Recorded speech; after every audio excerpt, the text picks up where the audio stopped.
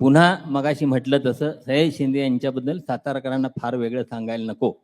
खरं तर सयाजी शिंदे यांची इच्छा आहे की आपण त्यांच्या चित्रपटाच्या व्यतिरिक्त अन्य गोष्टींच्या बद्दल बोलावं, पण तरी सुद्धा तुमच्या सगळ्यांची इच्छा जास्त महत्वाची मला वाटते की त्यांनी त्यांच्या चित्रपटाबद्दलही त्यांच्या कला प्रवासाबद्दलही थोडं बोलावं.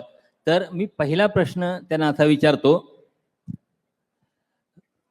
मगाशी किरण मानेंनी सांगितलं की त्यांच्यातला नट अभिनेता कसा घडत गेला, त्यासाठी काय करायला लागलं. तर लोकांना हे नट घडणं, अभिनेता घडणं या संदर्भात असं वाटतं की कोणी भूमिका मागायला गेला, भूमिका दिली, त्याला पडद्यावर चान्स मिळाला आणि नट झाला. तर एवढं सोपं नसतं हे किरण मानेंनी सांगितलं. पण मला तुमचा अनुभव त्यातला कसा आहे, तुमच्यातला नट कसा घडत गेला. म्हणजे सयाजी शिंदे हे 1978 साली महिना 165 रुपये पगारावर पाटबंधारे खात्यात वॉचमन म्हणून नोकरी करत होते. बघा, साताऱ्याजवळच्या छोट्या गावातला धरणात जमीन गेलेला शेतकऱ्याचा मुलगा आणि सुरुवातीच्या काळात पाटबंधारे खात्यात महिना 165 रुपये पगार आणि त्यात तिथपासूनचे आजचे सयाजी शिंदे. मगाशी आपण सयाजी बापू त्यांना म्हणतात असं मला मगाशीच कळलं. तर आपण सयाजी बापूंना विचारलं की तुमच्यातला हा नट कसा घडला, त्यासाठी तुम्ही काय केलं, काय करायला लागलं तुम्हाला. नमस्कार. एक वाक्य मला फार आठवतं. लहानपणी शाळेच्या भिंतीवर लिहिलेले असतात ना, देवतारी त्याला कोण मारी, काय दचकी लकडी, काय ते असं ते सुविचार होते. तर मुळात एक वाक्य, हा नाही निर्मळ मन काय करेल साबण. तर एक वाक्य आहे की जो कोणी स्टार झाला, जो कोणी सक्सेस झाला, त्याची मागची 10 वर्ष तुम्ही बघितली पाहिजे, तेव्हा तुम्हाला कळेल की तो का झाला. तर मी 1978 साली ठरवलं नट व्हायचं आणि 1986ला मला पहिलं नाटक मिळालं आणि 2000 साली पिक्चर मिळाला. म्हणजे 20 वर्ष मी वाट बघत होतो की कधीतरी तो फ्रायडे येईल आपल्या आयुष्यात आणि त्यांनी सगळं चेंज होतं. पण खरं तर जर्नी हाच सक्सेस आहे. बाकी सक्सेस केला तरी परत जर्नी चालूच असतो, त्यामुळं त्याला काही अंत नसतो. त्यामुळं एवढंच आहे की तुमचे पंख आणि तुमचे आभाळ एवढंच तुमच्याजवळ असतं. कोणी पायघड्या घालवून बसलेलं नसतं. तर तुम्हाला आत वाटावं लागतं की मला हे व्हायचंय आणि मला ते करायचंय आणि जे मरेपर्यंत ते करायचंच असतं आणि तशा दिशेने प्रवास केला. एवढाच म्हणजे स्वतःलाच घडवतो. गुरु तुमच्यात दर पहिली, दुसरी, तिसरी, 8वी, 9वी, 10वी गुरु येतच राहतात आणि तो घडत राहतो. नाही, इथं या मुलांना सांगा की तुम्ही सुरुवातीला तुमच्यातला नट घडवण्यासाठी, तुमच्या आवाजाचं काय एक त्याचं बनवण्यासाठी, यासाठी काय काय कष्ट करायला लागले तुम्हाला, ते कळू द्या ना. नाही, सातारला आम्ही एकांकित काम करायला लागलो तेव्हा सुनील कुलकर्णी होते.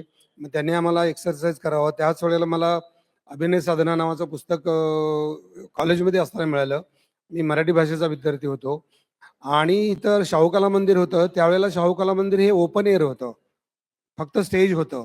तेव्हा आम्ही तिथं काम करायचो. माईक लावले तर माईकमध्ये वारं आला तर ते वाऱ्याचाच आवाज जास्त यायचा. अशा परिस्थितीत आम्ही तेव्हा काम करायचो. पण त्यावेळेला बाळ कोल्हटकरांचं वाहतो ही दुर्वांची जोडी, प्रभाकर पणशीकरांचं तो मी नव्हेच, काशीनाथ घाणेकरांचं अश्रूंची झाली फुले, गुंतदार हृदये, म्हणजे ते आणि लगेच त्याचा मी जाऊन दुसऱ्या दिवशी लगेच त्याचं पाठांतर करायचं, पुस्तक आणायचं, वाचायचं.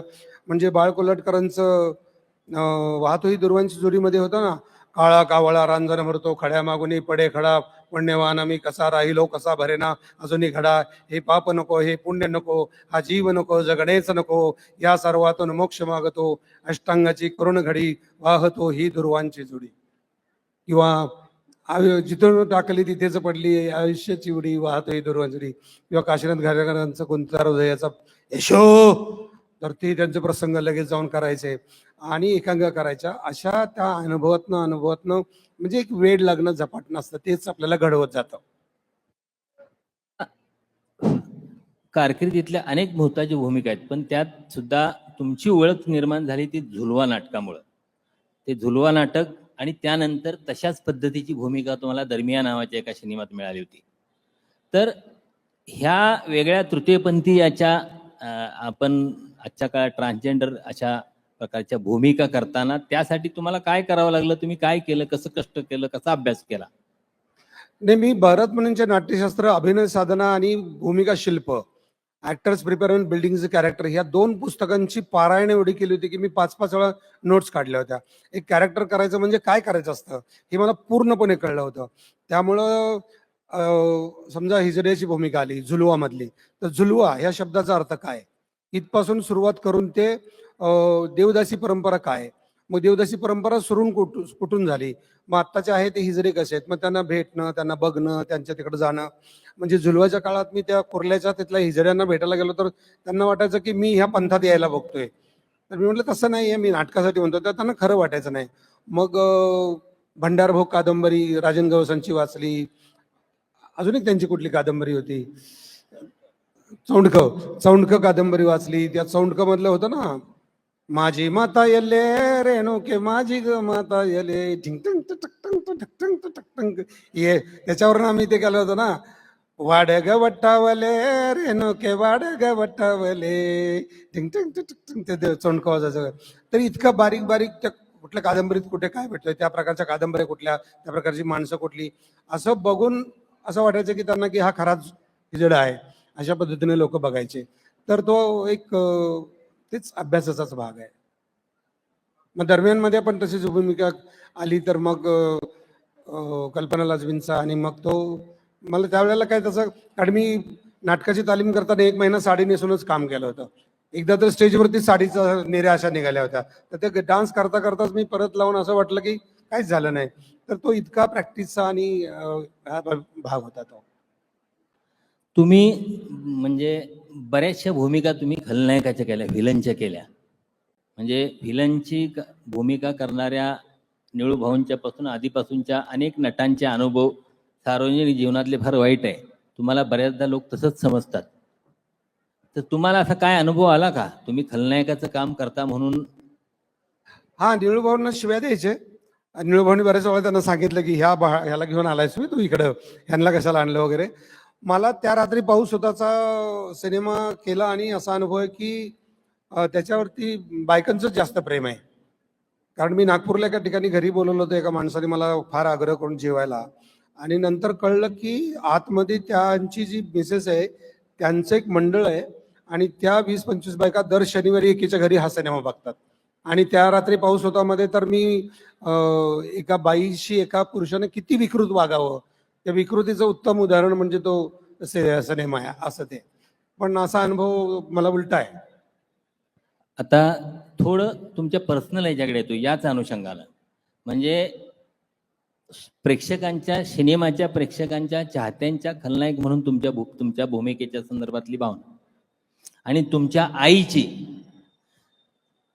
आईची तुमचं पडद्यावरचं काम पाहिल्यानंतर जी भावना, विशेषतः कुंकू झालं वैरी या सिनेमात तुम्ही एक खलनायकाची भूमिका केली होती, आणि त्यानंतर तो सिनेमा बघितल्यानंतर तुमच्या आईने तुमच्याशी कशा पद्धतीनं वर्तन केलं होतं?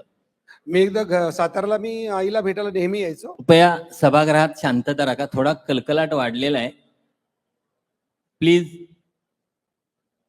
हा, ऐकायचं नसेल तर आपण 10 मिनिटात संपू शकतो, काही प्रॉब्लेम नाही, कारण मला सुद्धा जायचंय. आणि तुम्हाला जर गडबड करायची असेल तर आग्रह नाही. सुरू करू का? काशीनाथ घाणेकरांचं नाटक गुंतता हृदय हे नावाचं साताऱ्यात चाललं होतं, आणि त्यांची अशी एंट्री होती. पहिल्यांदा म्हातारे असतात, येशू येशू असं करत येतात, पण साताऱ्यातले प्रेक्षक गडबड करत होते. त्यांनी सांगितलं पडदा टाका. पडदा टाकला, आत आले, म्हणले तुम्हाला बघायचं नसेल तर नाटक बंद करतो, आम्ही निघून जातो. मग सगळे लोक म्हणले नाही नाही सुरू करा, आणि मग परत त्यांनी ते येशू सुरू केलं होतं. असं मला तो प्रसंग आठवला आता. तर असो, जबरदस्ती नको म्हणून. तर आईचं मी कुंकू झालं वैरी सिनेमाचा किस्सा, मी एकदा आईला भेटायला सातारला आलो, आणि आई बोलता बोलता अचानक मी जसं मला बघितलं तशी एकदम तोंड फिरून बसले आणि बोलायलाच तयार नाही.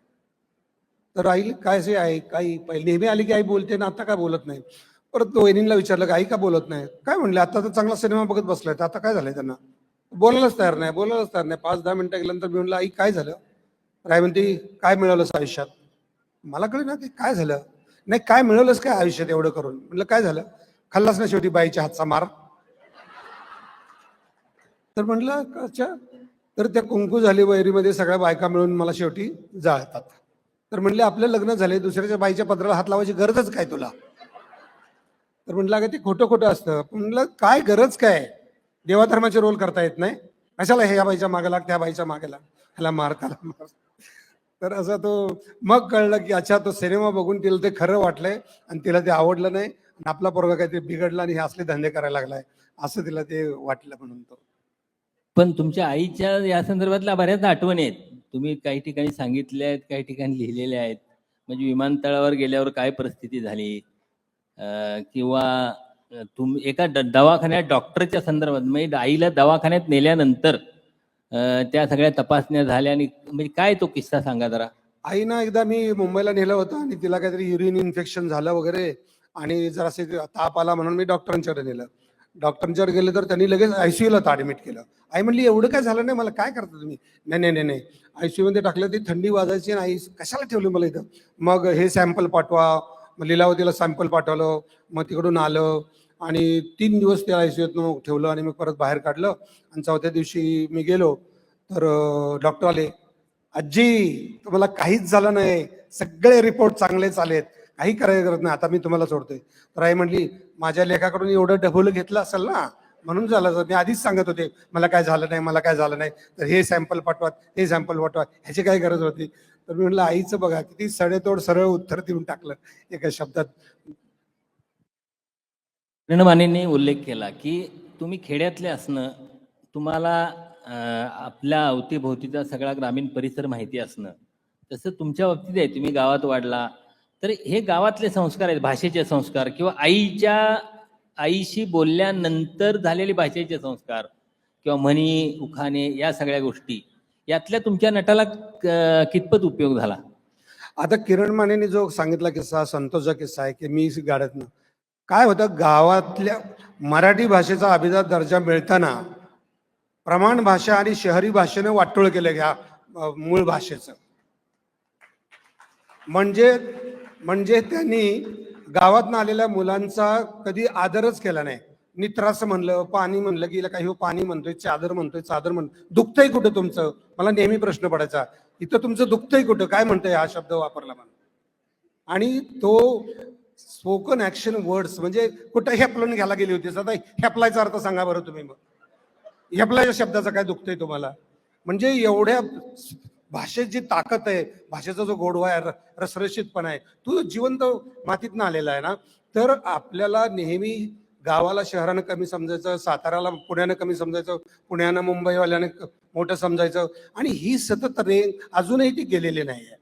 तर मला सतत त्याचं भान होतं. मी तर घाबरत नव्हतो कधी. मी तर म्हटलं दाखवतोच तुम्हाला कसं आहे ते, आहे काय त्याच्यात, त्यात काय व्हायचं काय कारण नाही.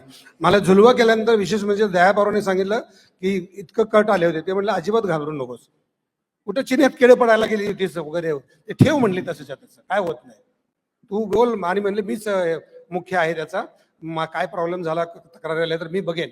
त्यामुळे मी बोलायचो. ते म्हणायचं आम्हाला हे शब्द समजत नाही तर बघा. तर काय नेहमी वेळेकामटीला साताऱ्यानं कमी समजायचं, साताऱ्याला पुण्यानं कमी समजायचं, ह्या प्रत्येक राज्यातलं झालंय प्रॉब्लेम. तर मला विशेष माझ्या आईच्या भाषेचा जर इतका फायदा झाला असेल, त्याच्यात एक रिदम असायचा. काळी नुसतं लाख लाख लाख लाख करते, पिंढऱ्या नुसत्या चाट चाट चाट चाट चाट करतात आणि सहजपणानं बोलणं आणि सरळ टोकदारपणे बोलणं.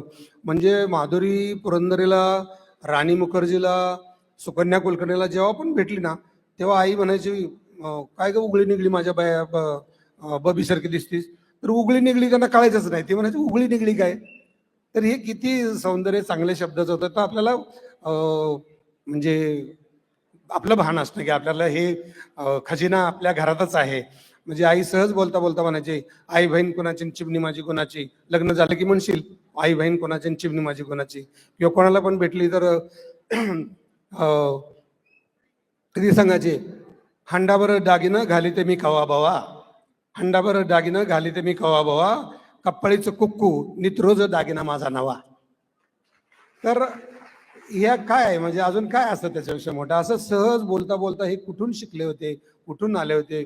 पण इतकंच सौंदर्य त्याच्या जगण्यात बोलण्यात. आणि मला असं वाटतंय की डिग्र्या घेण्यापेक्षा अक्कल येणं जास्त महत्वाचं आहे. त्यामुळे ही अक्कल होती त्यांची, त्यामुळं त्या डिग्र्यांनी लय वाट लावली नेहमी. डिग्री असलेला ह्याच्यावर कापायचं BA LLB ह्याव त्या हे बेअक्कल सगळे नाही म्हणजे काय म्हणजे हे जरा जास्त आगाऊपणा होईल. सिनेमा संदर्भातला एक प्रश्न आणखी घेतो फक्त. म्हणजे मराठी माणसांना, मराठी कलावंतांना हिंदीचा सुद्धा प्रॉब्लेम असतो. म्हणजे हिंदीत सुद्धा आपले प्रभात पासूनचे सगळे उच्चार बघितले तर ते त्यातलं मराठी पण दिसतं. पण तुम्ही मराठीतनं म्हणजे वेळातनं साताऱ्यातनं मुंबईत मराठी सिनेमा, मराठी सिरियल, मराठी नाटकं, त्यानंतर हिंदी सिनेमा, तमिळ, तेलुगू, कानडी सिनेमा. हे तमिळ, तेलुगू, कानडी भाषेची काय भानगड कशी काय जमली तुम्हाला? नाही, मी जगात सांगतो की जगात सगळ्यात सुंदर भाषा म्हणजे आपली आईची भाषा असते. आणि माझ्या आईची भाषा मराठी आहे, म्हणजे जगातली सुंदर भाषा मराठी आहे. आणि बाकी भाषांबद्दल आपण आदर ठेवावाच, आदर ठेवतोच. पण मी तामिळ, तेलुगू, कन्नड बोलतो, सगळं मराठी आपल्या स्टाईलनं बोलतो. आणि काय म्हणते ना, तुमचा बाज असतो ना, तो तुमच्या जगण्यात असतो, तुमच्या आई बापाकडून आलेला असतो, तुमच्या आजूबाजूच्या समाजातून आलेला असतो. आणि ते 50% घडलेलं असतं, ते तुम्हाला बदलता येत नाही. मी लगेच तामिळ तेलुगूचा बाज शिकायचं गेलो तर मला एक वेगळं आयुष्य घ्यावं लागेल.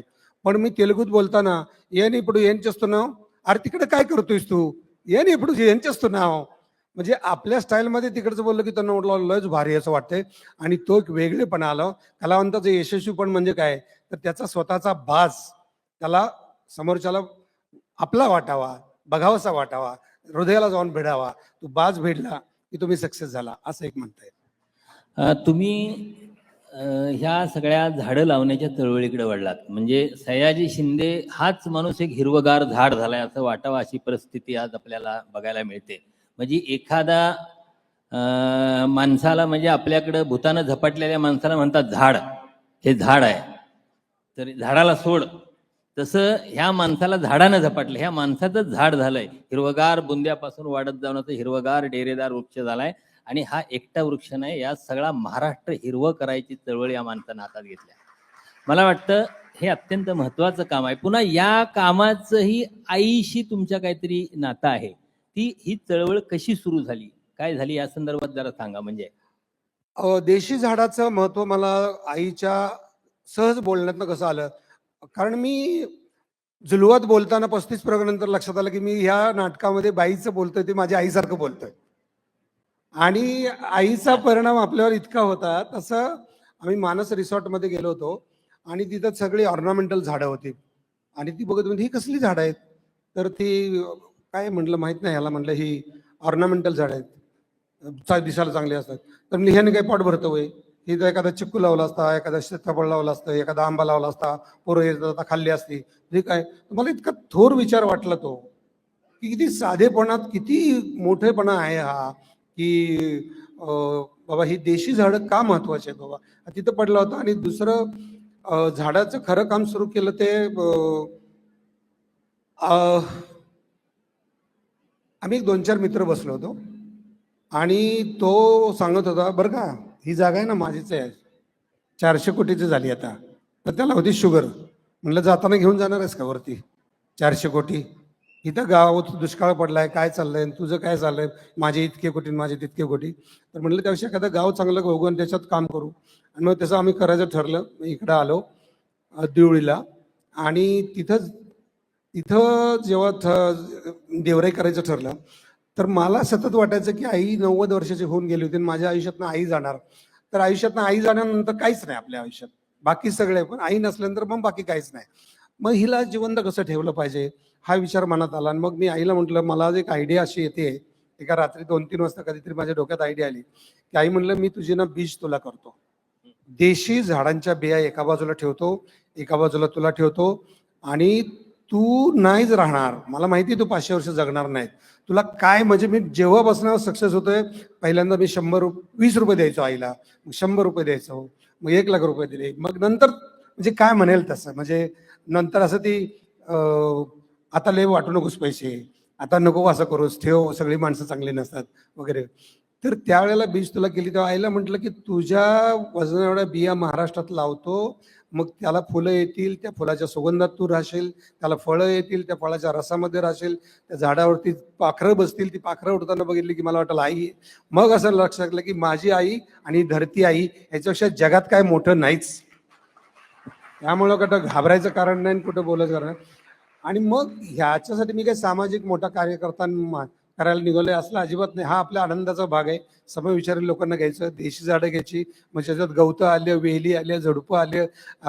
महाराष्ट्रातले सगळे शास्त्रज्ञ लोक यातलं काम करणारे असे 15-20 शास्त्रज्ञांच्या घरी जाऊन बसून बोलून त्यांचे विचार घेऊन मग मी फक्त दौंडीवाला म्हणून काम करतोय. महाराष्ट्रात आता 40 देवराया व्हायला आल्यात आणि आता रयत शिक्षण संस्थेत 5 लाख विद्यार्थ्यांनी 5 लाख बिया दिल्यात, 5 लाख पिशव्या दिल्यात. त्याचा काल क्लिप दाखवली. काल इथं भारतीय विद्यापीठाने घेतली, म्हसवेला घेतली, लातूरला 5 लाख विद्यार्थ्यांना पिशव्या दिल्यात, सांगलीला 5 लाख विद्यार्थी यावर्षी रोपं तयार करतायत. तर फॉरेस्ट डिपार्टमेंटला 15 ते 20 प्रकारच्याच प्रजाती होत्या, तर त्या 100च्या वरती प्रजाती व्हायला पाहिजेत. सातारमध्ये आपण गोळीबार मैदान डी-मार्टला देवराई तिथे केली, तिथं आपण 1000 प्रजाती दाखवतोय. त्यातल्या 650 प्रजाती आत्ता ऑलरेडी लागलेल्या आहेत. पुढच्या पिढीला काही हे नाही असं म्हणायचं काही कारण नाही. एवढ्यापर्यंत पोहोचलोय आपण. किती आहेत महाराष्ट्रात, किती प्रमाणात, किती देवराया झाल्यात, किती झाडं आतापर्यंत लावली असतील तुमच्या पुढाकारानं? झाडांचा मला काय परीक्षा द्यायची नाही, म्हणजे त्यामुळं माझं इतके गुण पडलेत, त्यामुळं किती सांगता येत नाही. पण मला माझी मुलाखत बघून समजा सुनंदा जगताप लातूरची एक बाई आहे, ती म्हटली मी तुमची मुलाखत बघितली आणि मला हे झाडाचं महत्व कळलंय, मी तुम्हाला 10,000 झाडं लावल्याशिवाय तोंड दाखवणार नाही. तर आत्ता मी शेवटी गेलो तर आता तिनं 40,000 झाडं लावली आणि 9 बिजेतोला त्यांनी तिकडे केल्या. मंगेश दळवी नावाचा एक हिंगोलीचा पोरगा आहे, तो मला म्हटला की माझ्याकडे झाडं लावायला याल का तुम्ही? तर म्हटलं मी असं जात नसतो, मिनिमम 2,000 मॅक्झिमम 5,000 झाडं लावणार असाल तर मी तिकडे येईन पाहुणा म्हणून. तर त्यांनी आता 25-30 हजार रुपये झाडं लावलीत हिंगोलीला. अख्खा टोकाईगडचा डोंगरच्या डोंगर हिरवा केलाय, मस्सेवाडीचा डोंगरच्या डोंगर हिरवा झालाय. आपल्या इथं हीच गोळीबार मैदान बघितलं तर त्याचं 2018ची गोष्ट आणि आता 2024ची गोष्ट तुम्ही क्लिप दाखवली तर कळेल की किती फरक झालाय.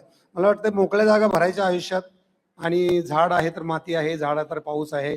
झाड म्हणजे गवताला मुंगीला गवत पण झाडच दिसतं ना, त्यामुळे गवत म्हणजे छोटं आपल्याला वाटतं, पण झाड हे वेली म्हणजे पण झाड आहे, गवत म्हणजे पण झाड आहे, झुडूप म्हणजे पण झाड आहे. अशा अर्थानं झाडांना घ्या.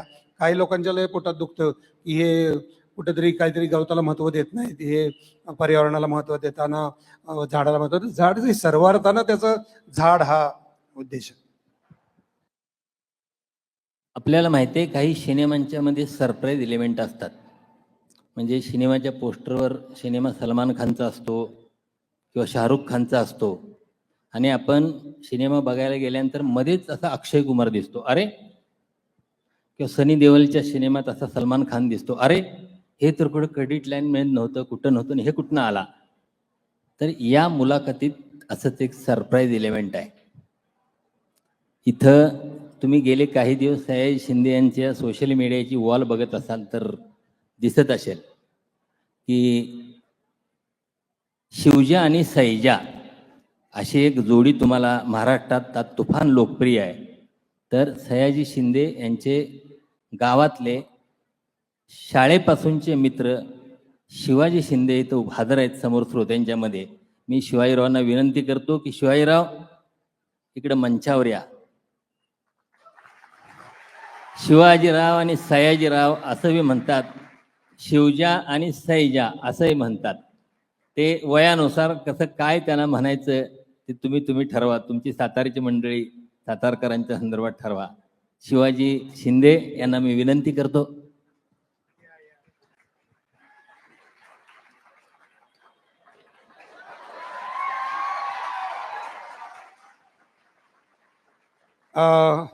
आमचं यूट्यूब चॅनल आहे सयाजी शिंदे नावानं, त्याच्यामध्ये सहज गंमत म्हणून ह्याला भेटायला गेलो आणि तो एपिसोड टाकला आणि डिमांड आली, मग खूप असे एपिसोड करायला लागलो.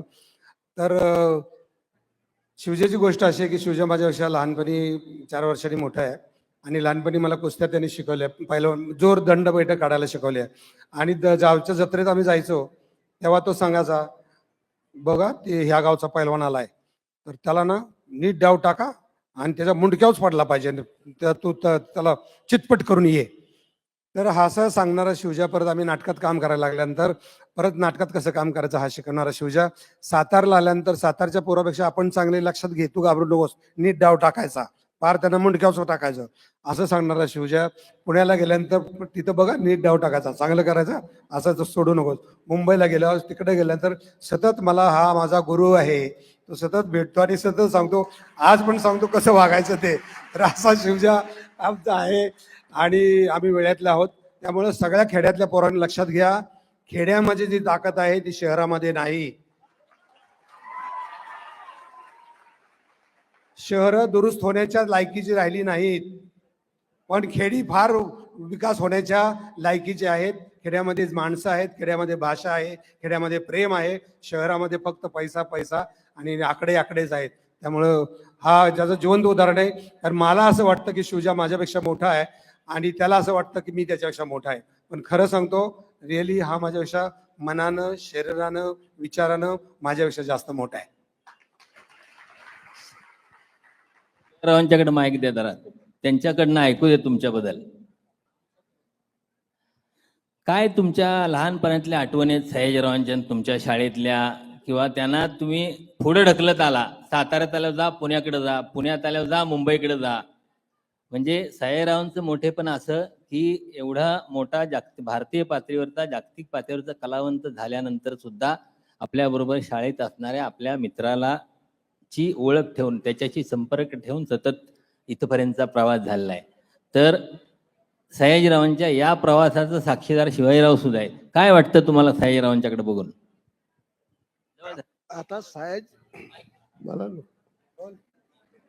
मला असं वाटतं की लहानपणापासून आम्ही एकत्र असल्या कारणाने एका जीवाभावानं राहिल्यामुळं आणि तो कुठेही लांब गेला, कुठेही असला तरी सारखी तळमळ, कसा असेल, कसा राहतो, कसा जातो, यावर सारखं त्याला फोन करून ती विचारून तो व्यवस्थित आहे असं सांगत असतो.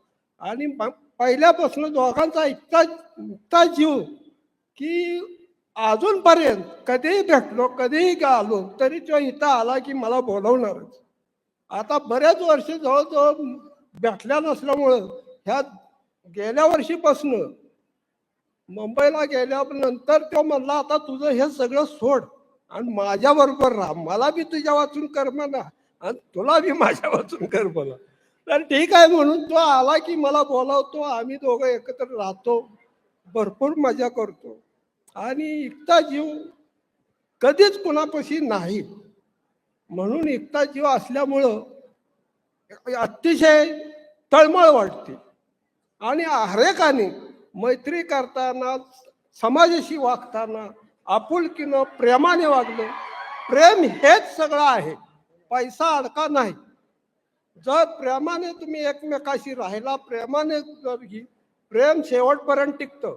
पैसा टिकत नाही, माणसं टिकत नाही. प्रेमानं तुम्ही राहा. बघा, प्रेमानं तुम्हाला सगळेजण जवळ करते आणि प्रेमाने अनेक गोष्टी निष्पन्न होतात किंवा समाजाला मार्गस्थ लावायला कारणीभूत तेच असतात. तर एवढं सांगून मी साधा शेतकरी आहे, 10वी झालो. मी अजूनपर्यंत बाहेर कुठं गेलो नाही. सयाजीने मला आतापर्यंत भरपूर फिरवलं, भरपूर फिरवतोय आणि एवढं बोलून मी माझं भाषण नाही, शिवजाला थोडक्यात काय सांगायचं, प्रेम फक्त बायकांवर नसतं करायचं. प्रेम भावावर करायचं असतं, वडिलांवर करायचं असतं, प्रेम आईवर करायचं असतं, बहिणीवर करायचं असतं, मावशीवर करायचं असतं, आत्यावर करायचं असतं, नंतर बायकोवर करायचं असतं. मग बायको शानपणा शिकवतेच, त्याचा काही प्रश्न नाही. पण प्रेम आधी सगळ्यांवर करायचं असतं, हा त्याचा सांगण्याचा उद्देश आहे. खर तर हे शिवाजीराव म्हणत असले मी साधा शेतकरी आहे, तर मी या दोघांचे अभिनय बघितलेला आहे आणि माझं आत्ताचा तुम्ही युट्यूब त्यांचा एपिसोड बघितला तर लक्षात येईल की सयाजी शिंदेना शिवाजी शिंदेने अभिनयात खाऊन टाकलेला आहे. तर मला त्या अभिनयात कच्चा खातो. सयाजी शिंदे त्याला कोलकात्याला घेऊन गेले, अगदी चार्टर प्लेन, ते एका पक्षाचे नेते आहेत, स्टार प्रचारक होते, चार्टर प्लेनने फिरत होते, तिकडेही ते शिवाजीरावांना घेऊन जात होते. तर काय कोलकात्यातला काय अनुभव होता शिवाजीरावांचा सांगा? तुम्ही सयाजी. आणि कलकत्त्याला गेलो तर तो जेवण लेट देत होता तर शिवजा म्हणतो, अरे सांग की त्याला द्या लवकर जेवण. म्हटलं नाही, वेळ लागेल. कसा वेळ लागतोय? बाधाडायचं धरून त्याच्या आईला यांच्या असं चालतं वय, एवढाच टाइम घेतात वय. अरे म्हटलं हो शोभाले का थांब. आणि आता एक एपिसोड येणार आहे. मी या राष्ट्रवादी काँग्रेसमध्ये जेव्हा गेलो होतो तेव्हा आम्ही एक गाठ ठेवली होती की मला ना प्रचाराच्या वेळेला हा बरोबर लागेल, आम्हाला काय मजाच करायची. तर चार्टर्ड प्लेन मध्ये बसलोय आणि तू कुठला अध्याय रे तो? वाचा दिला. तो शिवलेला अमृत शिवलेल्या अमृताचा कुठला अध्याय घेतो? 11वा अध्याय. शिवलेल्या अमृत मधला 11वा अध्याय चार्टर्ड प्लेन मध्ये सांगतोय. आणि पहिली सुरुवातच अशी, अध्यायात काय असतं सयाजी, तिथे एक वेश्या असते बरं का. आता म्हटलं वेश्या आणि मग ते पार्वती हे ते एवढा भन्नाट ती गोष्ट आहे. तर त्या चार्टर्ड प्लेन मध्ये गेलो तर तिथं हा काय म्हणतोय की हे हेलिकॉप्टर केवढ्याला पडतो? तर तो म्हणला 28 करोड फक्त. आता हा बैलगाडीतनं चालवतो, बैल आता विकायची म्हणतोय, गाडी बंद करायची म्हणतोय, हेलिकॉप्टर म्हणतो फक्त 28 करोड असं. बरं, म्हणजे कॉन्फिडन्स लेवल काय आहे? तर ती जगण्याची स्टाईल जी आहे की ना, ते असं वाटतं की पैसे आणि हेलिकॉप्टर म्हणजे मोठेपणा नाही लय. बैलगाडी बैल पण तेवढीच महत्वाची आहेत आणि ते मोठेपणा आहे. असं मला इतकं भारी वाटलं ना, प्राऊड फील झाला. असे त्याचे अनुभव आहे. खर तर हा संवाद म्हणजे शिवाजी सयाजी बरोबरचा संवाद असेल किंवा एकट्या सयाजीचा संवाद असेल, आपल्याला मगाशी म्हटलं तसं खूप काळ चालवता येईल. पण सयाजी शिंदे यांना मुंबईत जायचं आहे, मुंबईतनं त्यांचं विमान आहे आणि तिथून त्यांना नागपूरला जायचं आहे. त्यामुळे मला वाटतं फक्त शेवटचा प्रश्न की बाबा सगळे तुमचे गुरु असतात, कलाक्षेत्रात मार्गदर्शक असतात, तर तुम्ही जे रूढार्थानं जे गुरु आहेत त्याच्यापेक्षा गावात, निसर्गात, आईत, शिवाजीत हे सगळं यांना गुरु मानून काम करत आलात. म्हणजे याचा फायदा किंवा याचा कशा रीतीनं हे आपल्याला उपयोगी ठरतं? आपल्या मुळाकडे जाणं आणि मुळं धरून ठेवणं. नाही, सगळं अनुभव लक्षात घेऊ. आता वाटलं की आधी मोठेपणा म्हणजे हा असं शिकत गेलो, बघत गेलो, सगळं मिळत गेलं. तर निळू फुलेंनी एकदा सांगितलं होतं मला की 98% लोक ही पैसा आणि प्रसिद्धीचे जेव्हा मागे असतात, 2%च लोक असतात ती काहीतरी विचार करतात. मी पहिल्यांदा गेलो होतो मुंबईला, तेव्हा त्यांनी विचारलं होतं की आम्ही गोडभर पाणी, पावसाचं गाणं, चतकोर भाकरी, झुलवा ही जळ्यांचं असेल. लोकांचे प्रश्न लोकांसमोर मांडण्यासाठी साताऱ्यात लोकांवर रंगमंच नावाची संस्था काढली होती. आणि नंतर लक्षात आलं की आपण एंटरटेनमेंट, पैसे कमवा, गाडी घ्या, अशा दृष्टीने चालतोय. तर नंतर कळतं की आपल्याला जे म्हणायचंय, आपल्याला जसं वागायचंय, तर ते कुठे आहे? तर तो शहरामध्ये श्वास घ्यायला मिळत नाही आणि झोप चांगली येत नाहीये. तर असं लक्षात आलं की मग माणसांपासून दूर गेलं तर मग निसर्गातच सगळं आहे. आणि मग आपल्याला पटतंय तसं जगायचं. आपण जन्माला का आलोय? तर आपल्याला जसं वाटतंय तसं जगावं ना. तुला काय वाटतंय, त्यांनी काय लिहिलंय, त्यांनी काय सांगितलं? नेहमी तुम्ही खूप चांगले विचार लिहून ठेवलेत, पण माझे स्वतःचे चांगले विचार असले पाहिजेत ना. आता लिहून ठेवलेत म्हणजे ते तुमचे विचार आहेत, पण मुळात माझे पण चांगले विचार आहेत ना. तर माझे चांगले विचार कसे आहेत त्या पद्धतीने मला असं वाटतं की मी आई वडिलांनी जे काही शेवटी शिकवलं, असं लक्षात आलं की ते सगळ्यापेक्षा मला तेच जास्त उपयोगी पडतंय. म्हणून परत असं आलं की गुरं ढोरं, पाणी, म्हस, डोंगर, दऱ्या आणि झाडं, पाणी ह्याच्यातच आयुष्य आनंदाचं आहे आणि तेच आपण आयुष्य जगलं पाहिजे. धन्यवाद. धन्यवाद सयाजी बापू आणि शिवाजीराव. खरं तर आपण मगाशी किरण माने आणि संतोष पाटील यांची मुलाखत ऐकली, आता सयाजी शिंदे यांची मुलाखत ऐकली आणि आता सयाज यांनी सांगितलं की आपल्या मुळाकडे ना, आपण करोनाच्या त्या भीषण साथीच्या वेळी बघितलं की सगळी माणसं सैरावैरा आपल्या गावाकडे धावत सुटली, ती आपल्या मुळांच्याकडे धावत सुटली. ती या मोठ्या कलावंतांना तुमच्यासमोर आणण्याचं कारण असं की तुम्ही आपली मुळं घट्ट असायला पाहिजेत, आपल्या मुळांची बांधिलकी असायला पाहिजे. हेच मला वाटतं या दोघांनी सांगितलं. आधीच्या दोन्ही कलावंतांनी हेच सांगितलं. या दोघांचे आभार, आधीच्या दोघांचे आभार. आणि मला वाटतं आपण इथं मी जागतिक मराठी परिषदेचे जास्त आभार मानतो की माझ्यासमोर मला खूप आवडणारे विठ्ठल वाघ, मोठे मोठे सगळे कविता सगळ्यांचे नाव घेत, पण ह्यांच्यासमोर मला बोलता आलं, खूप दिवसांनी ह्यांना बघता आलं आणि कवितेचं सत्रात मला येता येत नाही, पण परत असं कधीतरी लवकर घडो. आणि सर्व सातारकरांचं सगळ्यांनी ऐकलं, त्या सगळ्यांचं आम्ही दोघं मिळून आभारी आहे. बोल तू पण. आभारी आहोत.